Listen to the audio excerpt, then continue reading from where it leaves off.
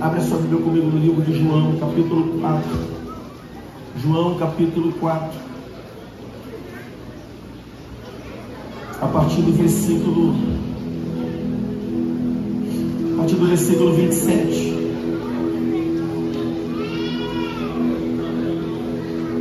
João, capítulo 4, a partir do versículo 27.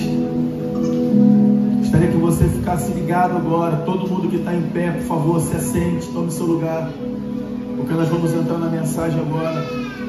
Eu quero você ligado naquilo que Deus vai falar nesse momento. A não ser a mamãe que está com a sua criancinha, você pode ficar lá, não tem problema. Você pode ficar em pé lá atrás. Só me ajuda. Os demais irmãos, sente. Os demais irmãos que não têm filho, se assente. Os demais irmãos que não têm filho, se assente. Eu vou esperar os irmãos se assentarem, que não têm filho.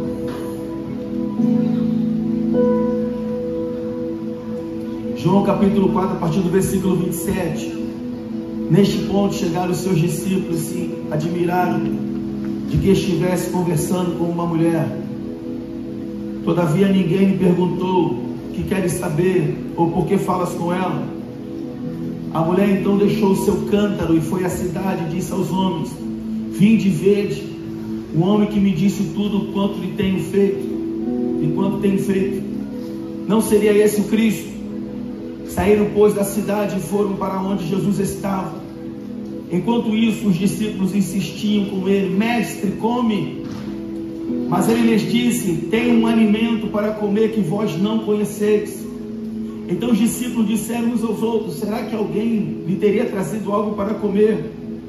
Explicou-lhe Jesus: a minha comida consiste em fazer a vontade daquele que me enviou e consumar a sua obra. Não dizeis vós: ainda há 4 meses até a colheita? Eu, porém, vos afirmo: erguei os vossos olhos e vede os campos, pois já estão brancos para a colheita. Aquele que ceifa recebe o seu salário e colhe o fruto para a vida eterna. E assim se alegram juntos o semeador e o ceifeiro. Dessa forma é verdadeiro o ditado: um semeia e o outro colhe. Eu vos enviei para ceifar o que vocês não plantastes.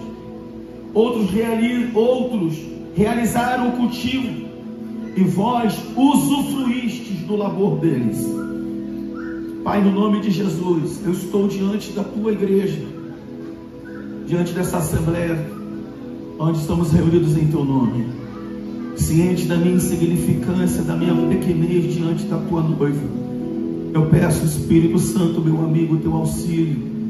Fala conosco nesta noite, que tudo que o Senhor tem para liberar sobre nós nesta noite, Pai, se cumpra e seja liberado numa totalidade, pelo poder e pela autoridade do nome de Jesus. Amém. Gente, o Senhor começou a falar algumas coisas comigo para o ano de 2025. E quando o Senhor começou a ministrar algumas coisas ao meu coração, diante do cenário de... Aproveita-me daqui, pastora, minha garrafinha. Você chutou aí, eu lembrei, minha garganta está ficando seca. Diante do cenário que nós vivemos em 2024, ou melhor, diante do cenário que nós vivemos durante 9 anos, essa casa tem 9 anos, nós vamos completar 10, dia 25 de setembro, e durante 9 anos nós temos lutado muito. O nosso trabalho tem sido muito árduo. Quando eu olho para as 7 igrejas do Apocalipse, eu vejo a nossa igreja como a igreja de Filadélfia, a igreja que tem pouca força, mas não nega o nome do Senhor. Por isso o Senhor coloca diante dela uma porta aberta que ninguém pode fechar. E durante 9 anos nós temos trabalhado duro, nós temos servido a nossa comunidade, nós temos servido famílias, nós temos servido crianças, nós temos trabalhado duro, sendo fiel ao Senhor, não negando a nossa fé. Com pouco recurso nós temos feito grandes coisas. Esse ano nós fizemos uma festa para 1000 crianças, sorteamos 52 bicicletas novas, demos centenas de brinquedos, fizemos uma ceia agora com mais de 300 refeições de Natal para famílias inteiras.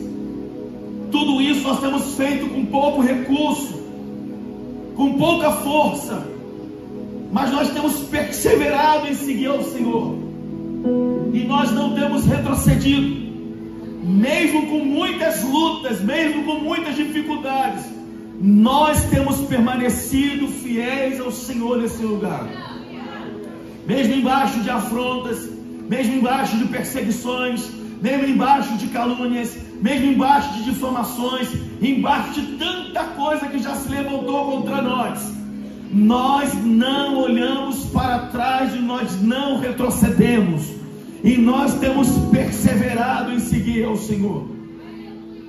E diante de todo esse cenário de 9 anos, o Senhor começou a falar algumas coisas comigo para 2025, e em momentos de oração, quando Deus falava, não é que eu duvidava, irmãos.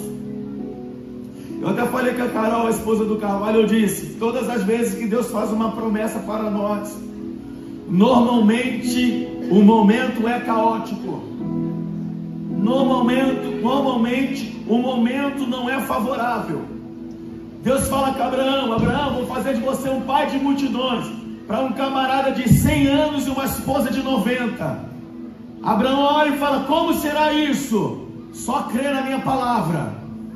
O texto vai dizer que Sara já tinha rompido o seu ciclo menstrual, era impossível ela engravidar, mas o Deus do céu fez ela gerar. Deus pega José, dá a ele sonhos proféticos de governo. José recebe promessa através de sonhos. Só que sabe onde esse sonho levou ele? Levou ele a prisões, levou ele a poço, levou ele a escravidão. Mas depois de todo esse processo caótico, Deus cumpriu a promessa e ele se tornou o governador do Egito. Normalmente Deus faz promessas em momentos caóticos. Por que, irmãos? Deus trabalha muitas das vezes nessa linha. É para que eu e você possamos acreditar não na nossa força. Porque se eu e você fôssemos capazes de fazer as coisas espirituais, a gente não daria glória para Deus, a gente pegaria a glória para a gente. Então Deus faz promessa em momentos totalmente adversos, para quando os milagres começarem a acontecer, você levantar a mão e dizer: não é por minha causa, é porque Deus tem sido maravilhoso, é porque Deus tem sido bom. E o Senhor falou para mim que o ano de 2025 será um ano de 2 fases, será um ano de 2 momentos. E eu achei muito curioso, porque é a primeira vez que Deus fala dessa forma comigo. E Deus falou para mim: filho, o ano de 2025 será um ano de 2 momentos, e vocês vão precisar ficar muito ligados para perceber a igreja passando por 2 estações. No ano de 2025 nós vamos passar por 2 estações. Serão 2 fases, uma primeira fase e uma segunda fase. E o Senhor falou para mim: vocês vão precisar ficar muito atentos para perceber quando a fase vai mudar.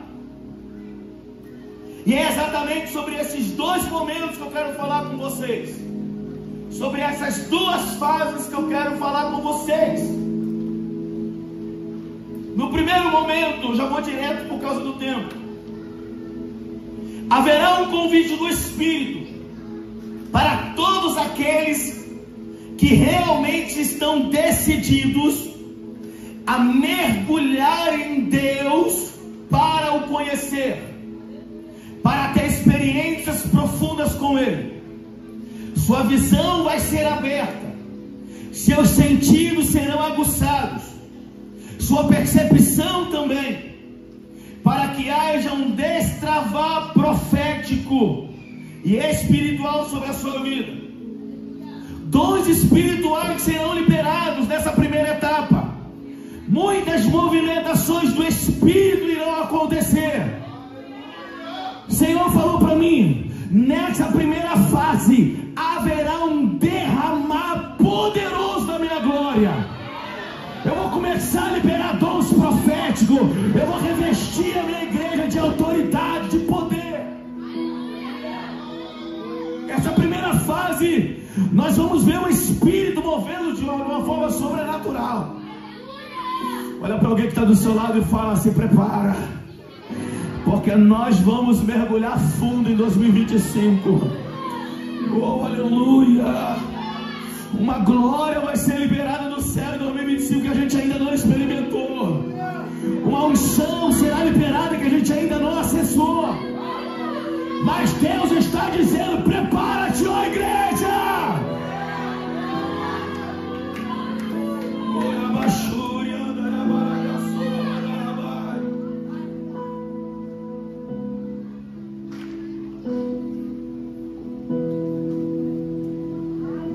E por que Deus vai fazer isso nessa primeira etapa? Primeiro,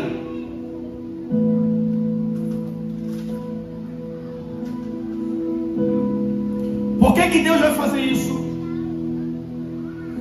E como que nós precisamos estar para que a gente possa viver isso? Então a primeira coisa, Deus vai fazer para nós sermos uma igreja de movimentações proféticas, ainda com mais intensidade. E para isso, nós vamos ter que abandonar algumas distrações. Essa primeira fase, Deus vai nos fazer levar uma movimentação profética profunda, mas nós vamos precisar abandonar distrações. Por quê, querido? Porque a movimentação do Espírito, ela precisa ser percebida por quem anda em Espírito.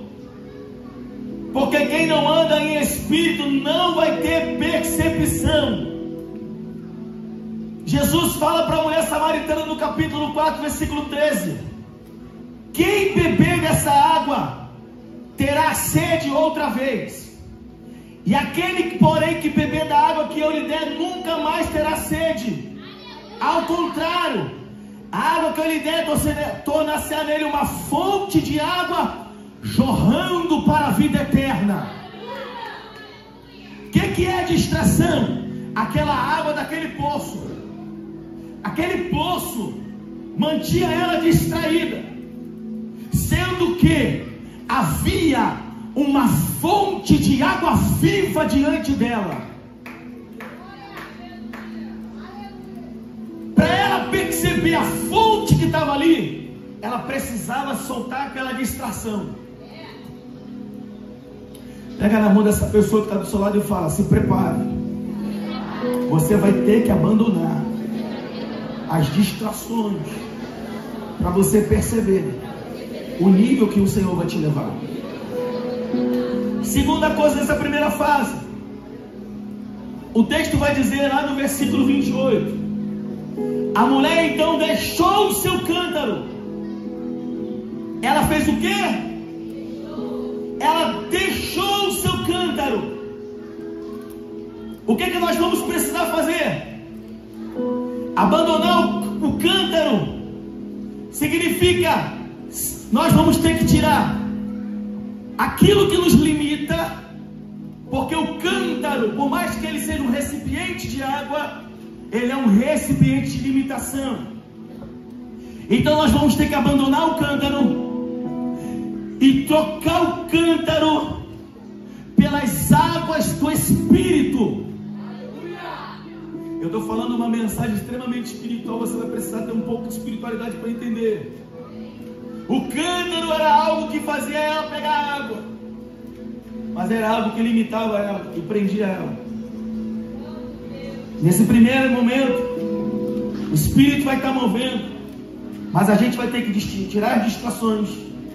Nós vamos ter que abandonar o cântaro de limitação, e nós vamos ter que trocar o cântaro, esse cântaro, pelas águas do Espírito. A terceira coisa, nesse primeiro momento, versículo 23,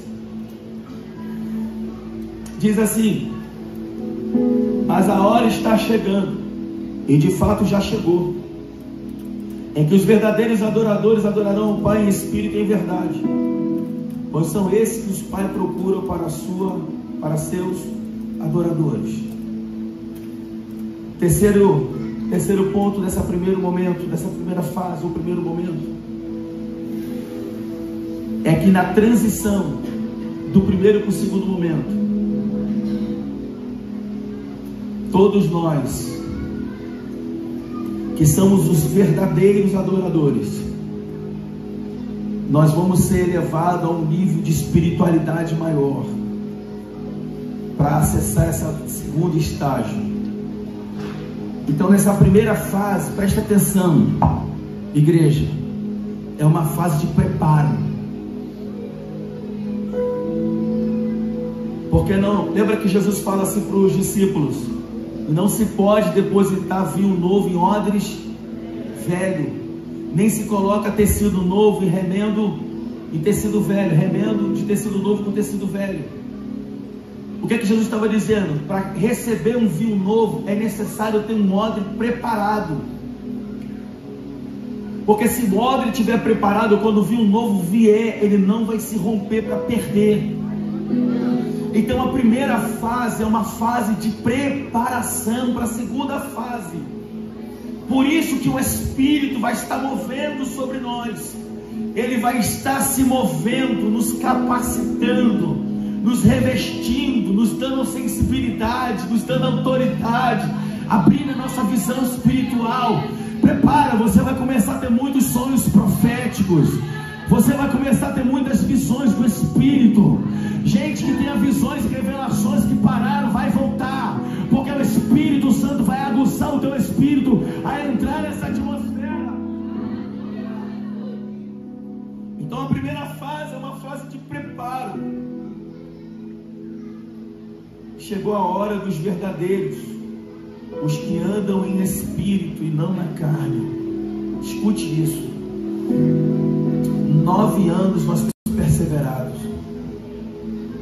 mesmo com pouca força lutado. E agora? Agora chegou a hora dos verdadeiros. Alguém entendeu? Entendeu, pastor? Nós vimos muita carne no Brasil.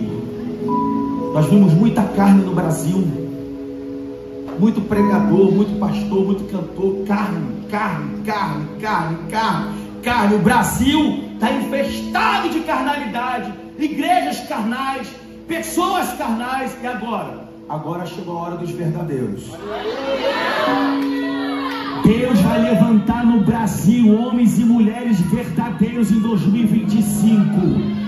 Vai aparecer gente que ninguém conhece, mas uma essência poderosa do Espírito está dentro deles. Gente que não se corrompe, gente que se guarda, gente que preserva. Deus vai levantar em 2025 os verdadeiros no Brasil. Chegou a hora dos verdadeiros. Então, peraí, eu sou um verdadeiro, e você? Irmão, eu sou um verdadeiro, e você? Então, se você é um verdadeiro, nós vamos acessar o segundo estágio agora. No segundo estágio, primeira coisa que vai acontecer, o Senhor manda dizer à igreja: prepare os celeiros. Antes do agricultor, não importa a quantidade de grãos que ele irá colher. Eu escrevi isso aqui numa reflexão hoje. Não importa a quantidade de grãos que o agricultor vai colher. A verdade é que ele irá colher. Mas o que ele precisa? Ele precisa estar com seus celeiros prontos, preparados para receber a colheita que está por vir. A safra, olha a reflexão que eu escrevi pelo Espírito, irmão, determinará o tamanho do espaço e de como ele preparará o seu celeiro. A verdade é, a colheita acontecerá. Glória a Deus. Olha para alguém que está do seu lado e fala: prepara os teus celeiros. Vai, prepara, fala para ele: prepara, você vai ter que ampliar os teus celeiros. Fala para ele, porque eu quero profetizar sobre a tua vida, que a tua colheita vai ser proporcional ao tamanho do teu celeiro. Eu vou falar de novo: a tua colheita será proporcional ao tamanho do teu celeiro.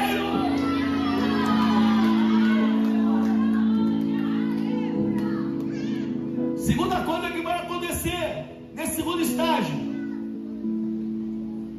Jesus fala para os discípulos: ergam os vossos olhos e contemple a grande colheita. Jesus fala o quê? Ergam os vossos olhos e contemple a grande colheita. É o segundo tópico. Ergam os seus olhos, porque o ano de 2025 vai ser um ano de muita colheita. Irmão, já esquece 2024, esquece, eu já estou falando de 2025. Não me interessa o que a gente não colheu em 2024. 2024 não foi para colher, foi para plantar. 2025 a colheita virá. É nos vossos olhos e vejam a colheita.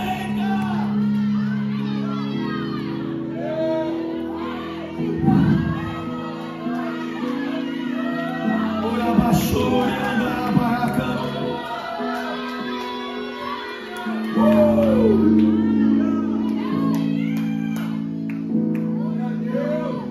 Jesus aqui nesse pedaço, aqui nesse texto, ele vai conversar com os seus discípulos sobre o tempo da colheita, onde eles olham e dizem: ainda faltam 4 meses.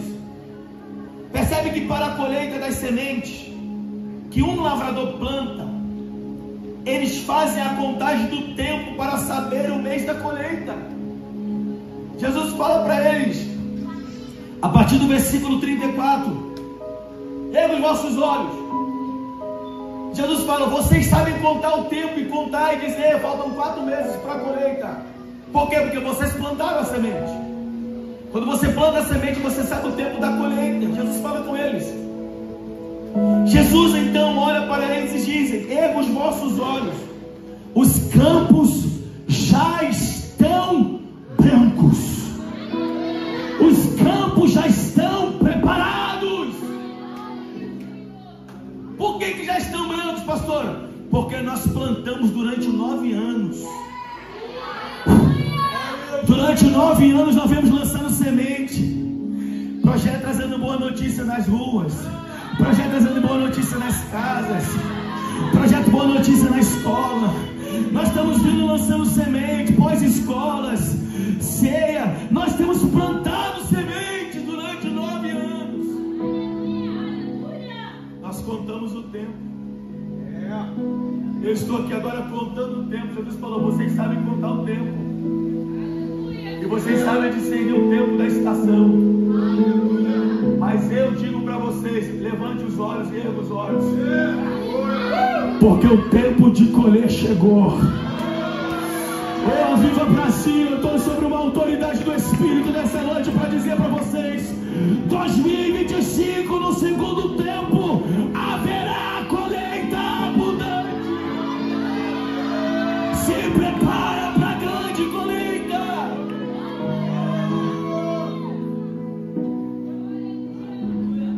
Versículo 38, eu vou encerrar.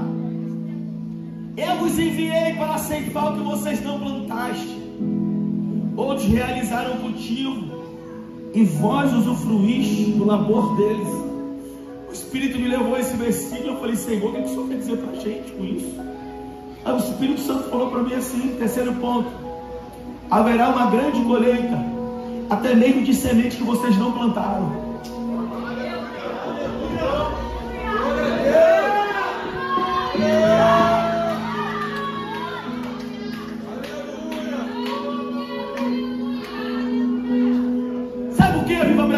Nós estamos aqui há 9 anos. Mas será a Corona, quem é o mais antigo aqui? Tem quase quantos anos de existência? Quantos anos? O mais antigo, alguém sabe? 100, 200, 300 anos? Quantos anos, vós? Fala com o tem de existência. Quantos anos?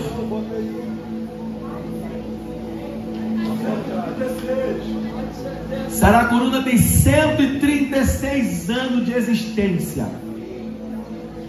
Durante esses 136 anos, pega essa palavra profética, Deus vem enviando missionários para cá.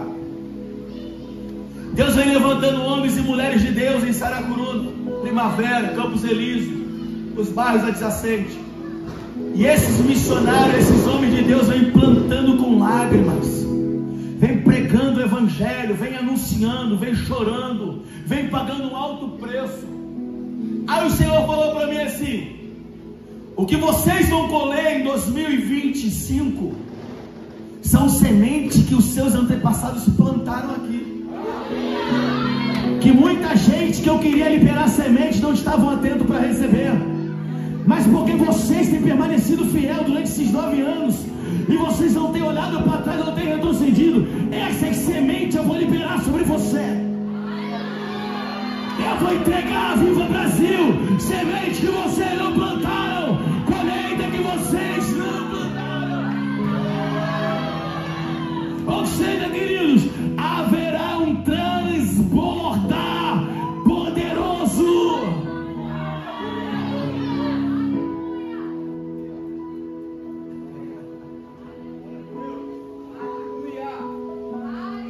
Pastora Fabiana, o que nós vamos colher? Tudo que nós plantamos.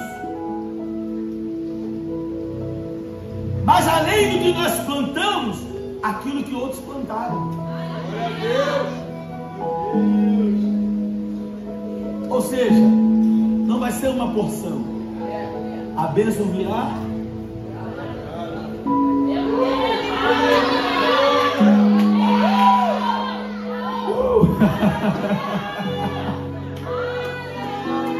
Sabe o que é isso, querido? Preste atenção no que o pastor vai falar. Isso é recompensa daqueles que são fiéis.